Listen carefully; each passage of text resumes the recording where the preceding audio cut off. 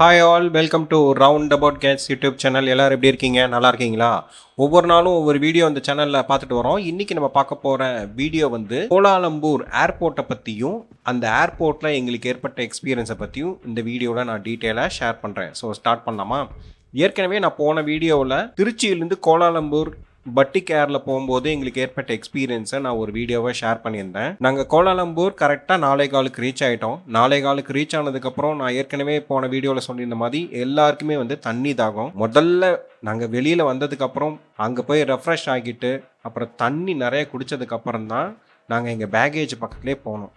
இல்லை என்ன experience ஏற்பட்டுச்சுன்னா, first நாங்கள் வெளியில் வரும்போது அங்கே 64 வந்து இமிக்ரேஷன் கவுண்டர் இருக்குது கோலாலம்பூர் ஏர்போர்ட்டில். நாங்கள் 19 பேர் போயிருந்தோம். அந்த 19 பேர் வந்து ஃபஸ்ட்டு ஒரு ஆள் போகும்போது அங்கே இமிக்ரேஷன் கவுண்டரில் யாருமே இல்லை, ரொம்ப ஃப்ரீயாக தான் இருந்துச்சு. ஏன்னா எங்களோட ஃப்ளைட்டு தான் வந்து ஃபஸ்ட்டு ஃப்ளைட்டு போட்டிருக்கு. அதனால் இமிக்ரேஷன் கவுண்டர்லாம் ரொம்ப ஃப்ரீயாக தான் இருந்துச்சு. ஃபஸ்ட்டு எல்லாம் வரிசையாக போகும்போது எங்கள் ஃபஸ்ட்டு பர்சன் எங்கள் குரூப்பில் இருக்கிற போகும்போது இமிக்ரேஷன் அதாவது சீல் வச்சுட்டாங்க. நீங்கள் வந்தீங்களா அப்படின்னு சொல்லிட்டு சீல் வச்சுட்டாங்க. ரெண்டாவதாக போகும்போது ஒருத்தர் சொன்னாங்க, நீங்கள் குரூப்பாக வந்திருக்கீங்களா அப்படின்னு கேட்டாங்கும்போது, ஆமாம் நாங்கள் 19 பேர் குரூப்பாக வந்திருக்கோம் அப்படின்னு சொல்லி அந்த பர்சன் சொன்னனால மீதி 18 பேருக்கு அவங்க சீல் வைக்கல. நீங்கள் போய் அங்கே இமிக்ரேஷன் சீஃப் ஆஃபீஸர் இருப்பாங்க, அவர்கிட்ட போயிட்டு ஒரு லெட்டர் வாங்கிட்டு வாங்க அப்படின்னு சொல்லிட்டு சொன்னாங்க.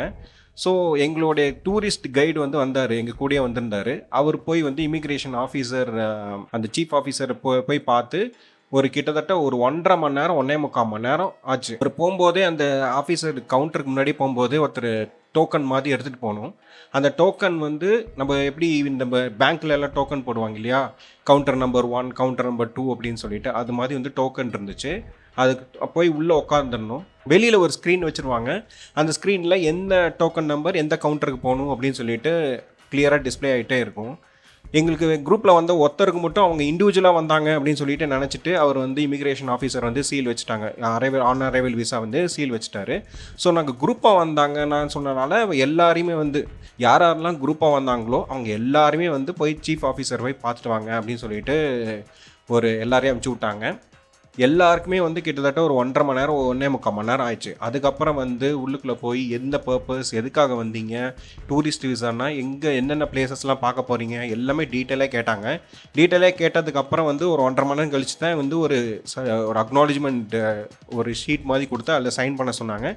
சைன் பண்ண சொல்லிவிட்டு அதுக்கப்புறம் வந்து இமிக்ரேஷன் கவுண்டருக்கு வந்து எல்லாருக்குமே வந்து பாஸ்போர்ட்டில் வந்து இமிக்ரேஷன் சீல் வச்சாங்க. இதில் என்ன ஒரு ப்ராப்ளம் ஆகிடுச்சுன்னா, நாங்கள் வந்த ஃப்ளைட்டோட பேகேஜ் வந்து எந்த கவுண்டரில் வரும் அப்படின்னு சொல்லிட்டு நாங்கள் பார்க்க மறந்துட்டோம். அதனால வந்து அங்கே பேகேஜ் செக்ஷன் போனோன்னா கிட்டத்தட்ட 7லேருந்து Z வரைக்கும் இருக்குது நம்ம பேகேஜ் கவுண்டர். அதாவது நம்ம ட்ராலிஸ்லாம் நம்மளோட லக்கேஜ் எல்லாம் வரும் சுற்றிகிட்டே இருக்கும் இல்லையா, அந்த கவுண்டர் எந்த கவுண்டர்னு எங்களுக்கு தெரியல. ஸோ அதனால் நீங்கள் நெக்ஸ்ட் டைம் வந்து தனியாக போனீங்கன்னா பிரச்சனை இல்லை, குரூப்பாக போனீங்கன்னா ஃபஸ்ட்டு வெளியில் வந்தோடனே எந்த பேகேஜ் எந்த செக்ஷனில் வருது எந்த கவுண்டரில் வருதுன்னு அந்த டிஸ்பிளே போர்டில் பார்த்து மைண்டில் வச்சுக்கோங்க. அப்படின்னு மறந்துட்டிங்கன்னா கூட பரவாயில்ல, நேராக உங்களோட ஏர்லைன்ஸோட பர்சன்ஸ் இருப்பாங்க. நீங்கள் நாங்கள் பட்டிக் ஏரில் போனனால பட்டிக் ஏர்ல போய் கேட்டோம். அந்த பேகேஜ் செக்ஷன் வந்து இப்போ ஃபார் எக்ஸாம்பிள் எங்களோட பேகேஜ் செக்ஷன் வந்து ஒரு Z கவுண்டரில் வந்துருச்சுன்னு வச்சுங்களேன். அந்த Z கவுண்டரில் கிட்டத்தட்ட 1 மணி நேரம் சுற்றிகிட்டே இருந்திருக்கும். யாரெல்லாம் வந்து அந்த பேகேஜை எடுக்கவே இல்லையோ அவங்க என்ன பண்ணுறாங்க, அந்த பேகேஜை எடுத்து அதே கவுண்டர் பக்கத்துலேருந்து கொஞ்சம் தள்ளி எல்லா பேகேஜையும் வச்சிடுறாங்க. ஸோ நீங்கள் போய் என்ன சொல்லணுன்னா, எங்களோட இமிக்ரேஷன் வந்து டைம் ஆயிடுச்சு, ஸோ அதனால தான் வந்து எங்களோட பேகேஜ் எடுக்க முடியலன்னா அவங்க வந்து பேகேஜ் வந்து கொடுத்துட்றாங்க. அது பர்சன் அந்த பேகேஜ் பக்கத்துலேயே ஒரு பர்சன் வந்து செக்யூரிட்டிக்கு நின்றுட்டே இருக்காங்க. இந்த மாதிரி அந்த பேகேஜ் கிளியர் பண்ணுற வரைக்கும் அந்த பர்சன் வந்து அங்கேயே தான் நின்றுருக்காங்க. ஸோ உங்கள் பேக் வந்து எங்கேயுமே போகாது. ஸோ அதனால் அந்த ஒரு ப்ராப்ளம் இல்லை. ஸோ இதெல்லாம் முடிச்சுட்டு எப்படா வந்து நம்ம ஏர்போர்ட்டை விட்டு வெளியே போவோம் அப்படிங்கிற ஒரு மைண்ட் செட்டுக்கே வந்துட்டோம். கிட்டத்தட்ட நாங்கள் 4:15 வந்து கோலாலம்பூர் ஏர்போர்ட் ரீச் ஆகி நாங்கள் ஏர்போர்ட்டை விட்டு வெளியே வரத்துக்கே கிட்டத்தட்ட 7 மணி ஆகிடுச்சு. எங்களுடைய லோக்கல் கைடை மீட் பண்ணி அதுக்கப்புறம் பஸ் ஏறி அதுக்கப்புறம் அந்த ஏர்போர்ட்டை வெளியில் வரத்துக்கே கிட்டத்தட்ட 7:15 ஆயிடுச்சு.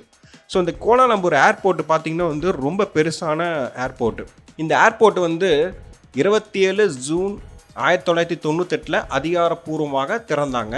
இதை அமைக்க வந்து 3.5 பில்லியன் அமெரிக்க டாலர்கள், ஏறக்குறைய 12 பில்லியன் மலேசிய ரிங்கெட் செலவாயிற்றுன்னு சொல்கிறாங்க. ஒவ்வொரு ஆண்டுக்கும் வந்து இந்த ஏர்போர்ட்டில் வந்து 35 மில்லியன் பயணிகள் இந்த ஏர்போர்ட்டை பயன்படுத்துகிறாங்க. இந்த ஏர்போர்ட் வழியாக 1.2 மில்லியன் டன் சரக்கு வந்து கொண்டு செல்லப்படுகிறது. உலகிலேயே அதிகமான பயணிகள் வரதும் போறதும் உள்ள விமான நிலையத்தில் இந்த கோலாலம்பூர் ஏர்போர்ட் வந்து 14வது இடத்துல இருக்கு. ஆசியாவில் 5வது பிக்கெஸ்ட் ஏர்போர்ட் இது. 2010ஆம் ஆண்டுல வந்து அதிகமான சரக்குகள் கொண்டு செல்லப்பட்டதுல இந்த கோலாலம்பூர் ஏர்போர்ட் வந்து 29வது இடத்தை பெற்றிருக்கு. இந்த ஏர்போர்ட்டோட பரப்பளவு வந்து பார்த்தீங்கன்னா 100 சதுர கிலோமீட்டர்.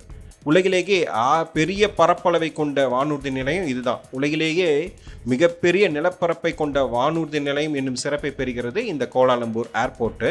இந்த ஏர்போர்ட்டில் வந்து 5 ஓடுபாதைகள், அதாவது 5 ரன்வே இருக்கு. ஏர்கிராஃப்ட் நிற்பதற்கு 2 முனையங்கள் உள்ளன, அதாவது 2 ஸ்டேஷன்ஸ் வந்து இருக்கு.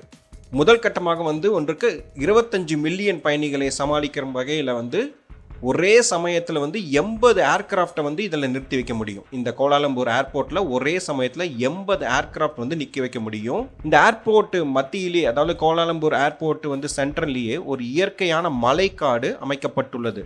பல வகையான பூக்கும் தாவரம், பச்சை தாவரம், மெலிதான மரம் இந்த மலைக்காட்டில் வளர்க்கப்படுகிறது. அழகிய நீர்வீழ்ச்சியும் இந்த ஏர்போர்ட் பக்கத்தில் இருக்குது.